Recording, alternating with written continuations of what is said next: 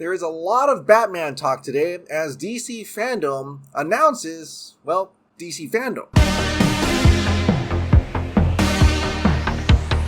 Hey, welcome back to the Ping Pong Flix. My name is Chris Wong. First, we're going to talk about a BLOODSPORT movie or series. A tiny bit more reactions from that Batman test screening. Then 2 stories from giant freaking robots that make us really scratch our head about the whole Ben Affleck and Michael Keaton Batman. And finally, DC Fandome. Alright, let's talk about BLOODSPORT. So apparently in the morning, there was a story that was going around from some site that was talking about there was a BLOODSPORT in development at HBO Max, either a series or a movie. I didn't quite catch it because it was quickly debunked by Mr. James Gunn himself. This is what he had to say. There is a possibility of seeing more BLOODSPORT in the near future, something I'd love to see. But there is nothing currently in development, so this story is false. And I wish more directors did this. I wish they would come out and say, this is not true, this is true. You know, Andy Muschietti, please tell us. I love that James Gunn just puts it out there what's false and what's not false. And I think that's kind of cool. Although I think if it's not false, probably wouldn't say a thing.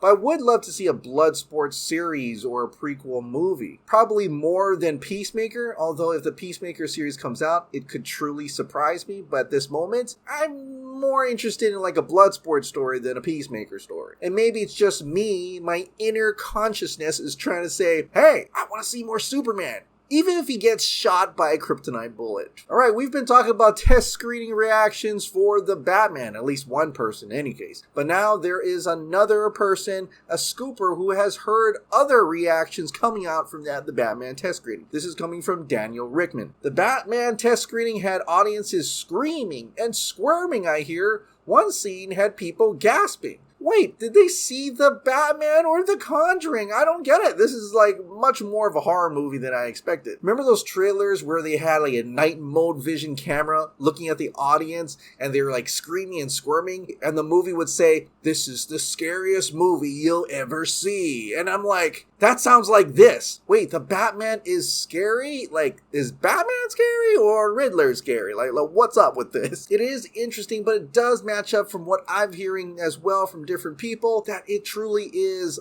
almost on the borderline horror thriller type of movie. Couple that with Detective Noir, Batman, a Cape Crusader superhero. Wow, this is truly going to be something, and I really hope it stays 3 hours. Alright, since we're on the topic of the Batman, I have to talk about these 2 stories coming from Giant Freakin Robot. First one is going to be something that will probably annoy you, irritate you, or you would have said, see, I told you so. After The Flash, we won't see Ben Affleck as Batman again. I don't like this story at all because my bias is saying I want to see Ben Affleck as Batman as long as possible. And I still remember Daniel Richtman was saying that they are in talks to have Ben Affleck return for many roles after the Flash movie. And if this is true, then I guess maybe those talks didn't quite go anywhere and Ben Affleck decided, you know what, I really am done with the Batman. But he signed up for the Flash movie. So if he signed up for the Flash movie, that means he knows he's not going to make it out of this alive. So did he kind of like rework a swan song for Ben Affleck's Batman? Which I think is possible if he's truly tired being the Batman and he wants to go on direct things, write things, you know, things that he really wants to do. And I think he's at a certain point in his life and career that he wants to continue moving forward. Although, if at any time Zack Snyder gets to make Justice League 2 and 3, I don't know, I feel like he would be able to convince Ben Affleck to come back for one last ride. I don't know. I'm kind of torn because I want the dude to be happy because he's gone through that whole wreck of being an alcoholic, critics slamming him for Batman v Superman and Justice League. I mean, it just wasn't healthy for his mental state. But kind of hope that he went beyond that and decided, hey, you know, I love being Batman. I think I want to come back as Batman,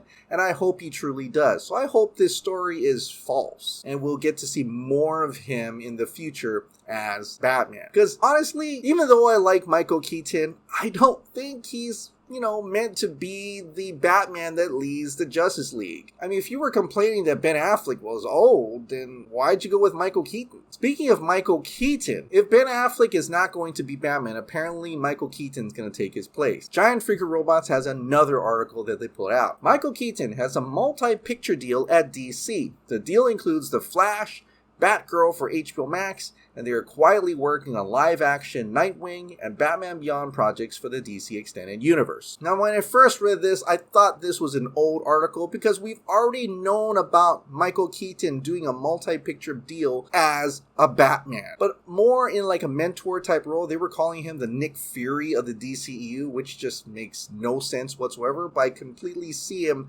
as being like this Oracle, mentor, Alfred type role for the Justice League. And there was already talk that after The Flash, he was going to be in some capacity be a Batman figure for a Batman Beyond movie. Batman Beyond, I'm kind of excited for that because if we get to actually see a Terry McGinnis in the DCEU or even a live action Terry McGinnis, that's kind of cool. But since it's like 2020 something, I don't see it as being a futuristic Blade Runner type world yet. Unless we fast forward even more further and Michael Keaton's a lot older in that future. And a lot of scoopers were saying there's going to be a Batgirl and a Batman Beyond, and it was going to be the same thing. It was going to be like a Batgirl Beyond with Michael Keaton in a mentor role. Chris McKay did talk about having discussions to actually do a Nightwing movie, but that hasn't been officially confirmed yet. But then again, an executive at CinemaCon did talk about there's multiple film projects in development that don't have release dates yet. And maybe Nightwing and all these other movies are a part of that. The other confusing thing is having Michael Keaton in a Batgirl movie. Where is he exactly? Now we know from the behind the scenes shoot of The Flash, Michael Keaton shows up as Bruce Wayne at the courthouse where Henry Allen is free. So that means he makes it to the DCEU dimension. But if Batgirl is trying to bring on J.K. Simmons as Commissioner Gordon, wouldn't it make sense to have Ben Affleck's Batman be the Batman for that world? Which goes back to Ben Affleck not coming back after the Flash movie. Like, is he just gonna disappear at the end of the movie? I hope not. But in any case, if any of this is true, there is a lot of Batman